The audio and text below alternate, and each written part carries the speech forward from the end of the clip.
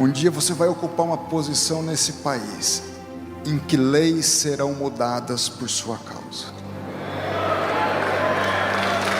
Aos 28 anos, mais ou menos,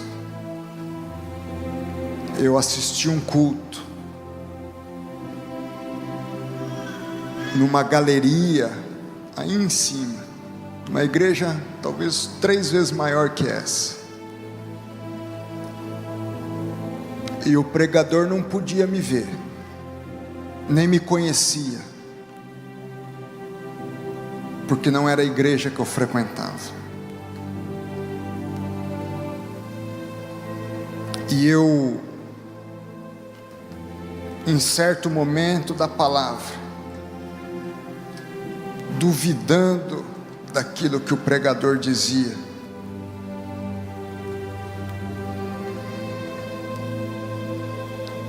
no meu coração, não que ele dizia alguma coisa para mim, mas duvidando em função da forma como ele pregava. E só eu e Deus sabíamos que eu estava com aquilo no coração em relação a ele. E eu com a Bíblia aberta enquanto ele pregava, sem que ele pudesse me ver, ele diz: e você aí que está duvidando do que eu estou falando? Eu fechei a Bíblia com medo. É com você mesmo que eu vou falar.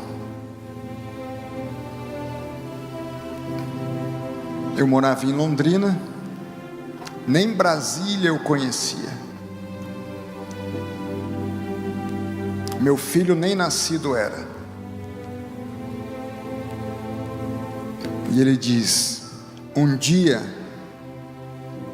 você vai ocupar uma posição neste país. E ele não precisava me agradar, porque eu estava duvidando dele. Um dia você vai ocupar uma posição nesse país em que leis serão mudadas por sua causa.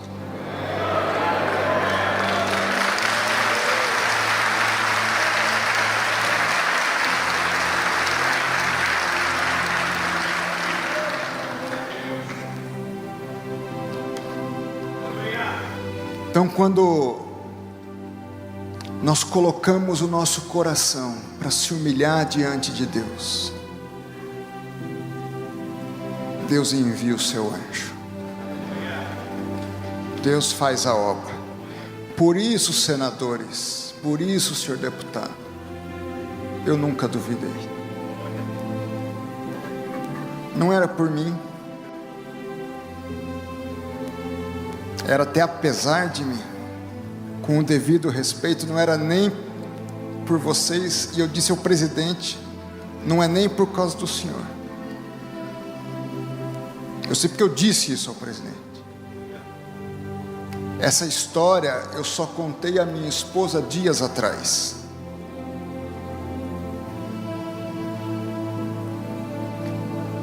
Mas é porque Deus é um Deus de promessa. E quando Deus promete, Ele cumpre. E Ele diz: homem muito amado, mulher muito amada, você lá do interior de Goiás, você lá do meio do mato, você que está indo para a escola com o seu quichute, com o seu conga. Os meninos hoje não lembram disso. Jogando bola no terreno baldio. Na cidade onde quem tem a bola e leva embora, acaba o jogo da cidade.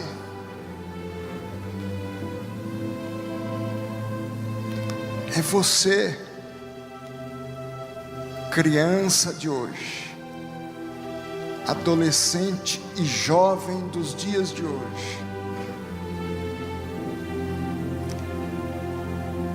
que deve se imaginar, e é verdade, eu sou uma areia no oceano, é verdade.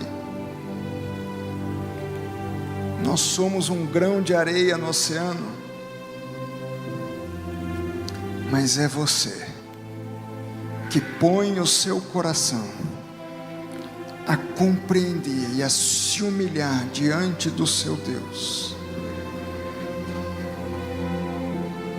e a acreditar que Deus é capaz de se apresentar diante de você e te pôr de pé e te dizer: mulher amada, homem amado, paz seja contigo. Eu tenho ouvido o seu choro, eu tenho ouvido a sua oração, eu tenho ouvido o seu clamor, eu tenho visto a sua dificuldade, eu tenho me condoído da sua tristeza e da sua humilhação, eu tenho acompanhado você por essas picadas da vida, por esses trajetos tortuosos, e desde aquele tempo eu tenho ouvido o seu choro e o seu clamor.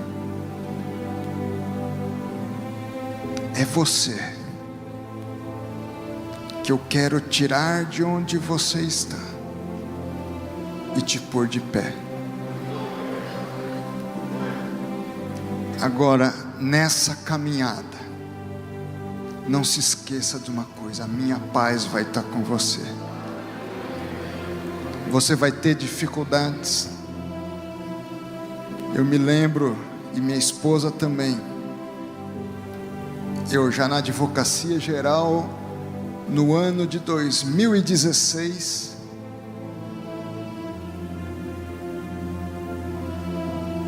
fazendo pesquisa do meu doutorado nos Estados Unidos. Meus irmãos, que dificuldade! O dólar disparou. E chegou um momento que até o limite do cartão de crédito já estava indo. Eu já tinha ocupado grandes cargos na minha instituição, já era reconhecido dentro e fora dela, já tinha ganho o prêmio Novare, já tinha participado de convenção da ONU, já tinha morado na Espanha. E eu me lembro que chegou um momento em que nós tínhamos o carro, mas nós íamos no mercado com a bicicleta para economizar.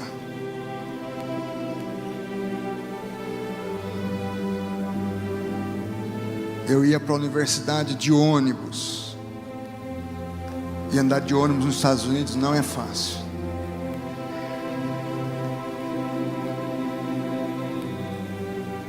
Minha esposa, nós comíamos o pão só feito em casa, para economizar. E houve momentos que eu falei: meu Deus, que sofrimento. Será que eu fiz tudo errado? Depois de 15 anos de serviço público, passando por isso, que situação. E às vezes a gente pensa que é fácil, que desde os 19 anos foi tudo fácil, e que do dia para a noite o André cai aqui ministro do Supremo Tribunal Federal. Não é assim. Deus vai provando a gente, vai nos, literalmente, às vezes nos humilhando. E teve dias naquele momento dos Estados Unidos, eu digo isso porque eu me dobrei com a minha esposa no quarto e, chorando copiosamente, pedi perdão a Deus, se aquilo era do meu coração e não era de Deus, se aquilo era por vaidade e não pela obra de Deus, que eu sucumbisse e voltasse para o Brasil. Mas que se fosse para a glória de Deus, que Deus mandasse um milagre, mandasse um anjo, fizesse alguma coisa, senão não tinha condições de terminar o período que eu tinha lá nos Estados Unidos.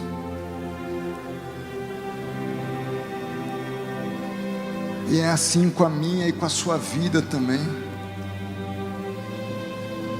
Às vezes a gente crê na promessa, mas é tanta escuridão. Mas lá nos Estados Unidos, uma semana depois desse choro,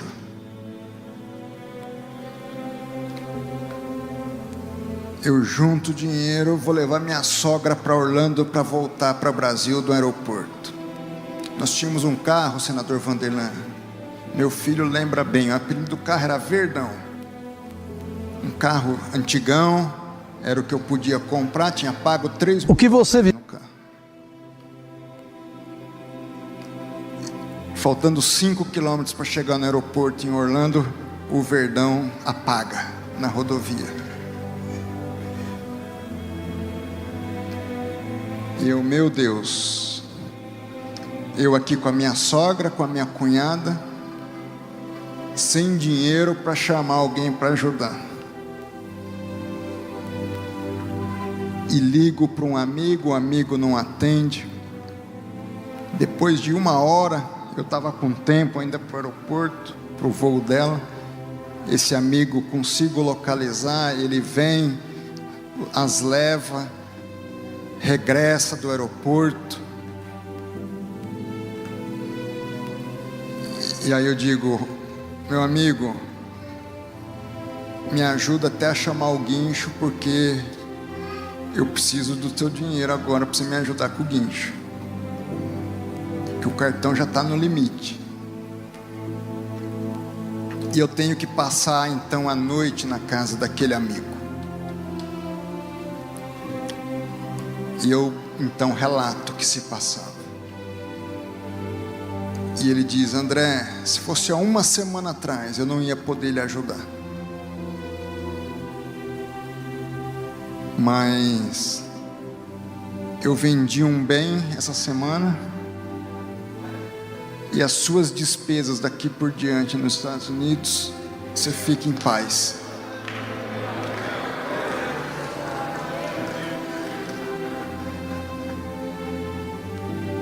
Então é esse o nosso Deus.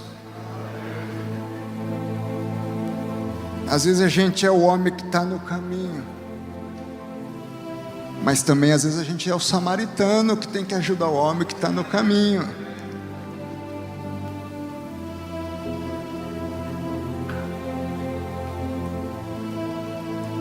O que eu quero dizer, meus irmãos e minhas irmãs, é que essa história, em outra dimensão, ela se repete agora nesses 5 meses. Tudo contra. Não vale a pena entrar em detalhes. Mas pessoas importantes, por suas razões, se colocaram contrárias.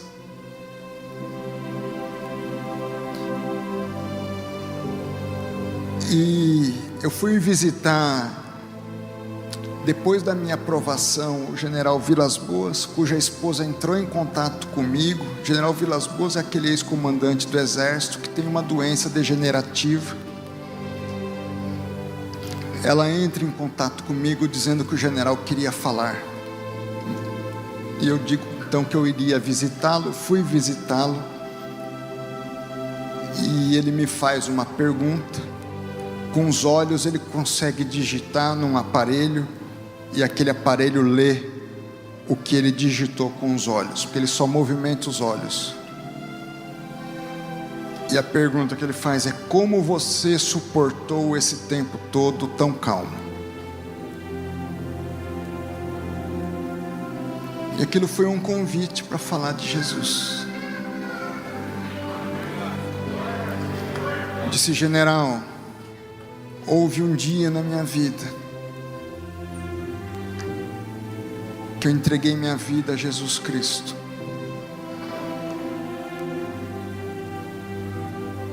E eu confio na aliança e na promessa.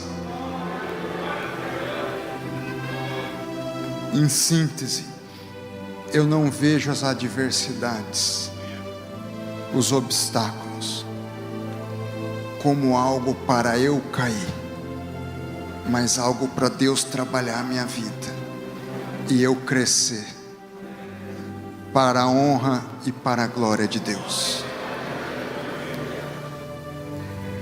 Eu digo isso porque talvez você pense: a vida dele é fácil.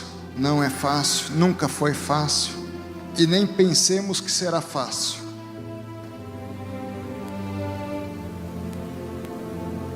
Mas se tem algo que tem diferenciado a minha vida, e eu digo isso não por mim mesmo, mas para a honra e glória do meu Deus, é Deus na minha vida.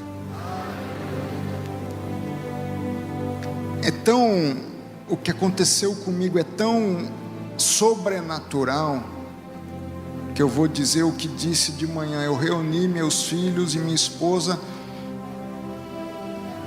uma hora antes de eu tomar posse. Entramos só nós 4 no gabinete, e ali eu abri a Bíblia e orei com eles por volta das 3 horas da tarde da quinta-feira. A posse era às 16 horas. E eu disse aos meus filhos: o que nós estamos vivendo hoje é tão impossível, é tão sem explicação, que para que vocês tenham uma ideia, é como se hoje eu dissesse a vocês: nós vamos um dia morar na lua. Entrar naquele gabinete como ministro do Supremo Tribunal Federal não era um sonho, porque a gente sonha com algo que a gente às vezes consegue visualizar ou vislumbrar.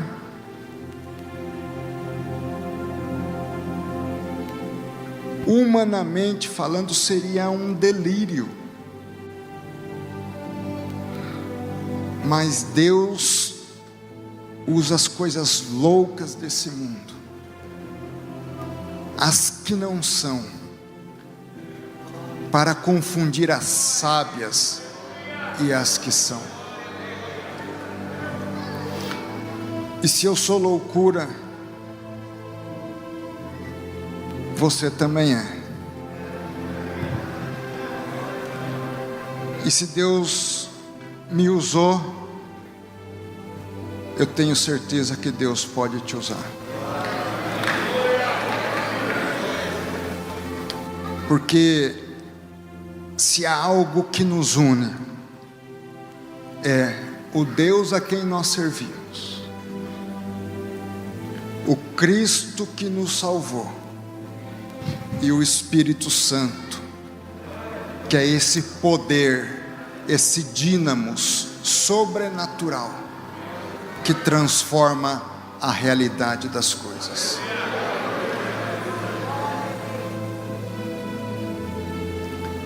O que eu quero dizer, meus irmãos, é que vocês são muito amados. Não temam, por maiores que sejam as vossas dores, paz seja convosco. Sejam fortes e sejam fortes. E que você responda: Deus, ao falar comigo, o Senhor me fortaleceu. Cumpre os teus propósitos na minha vida.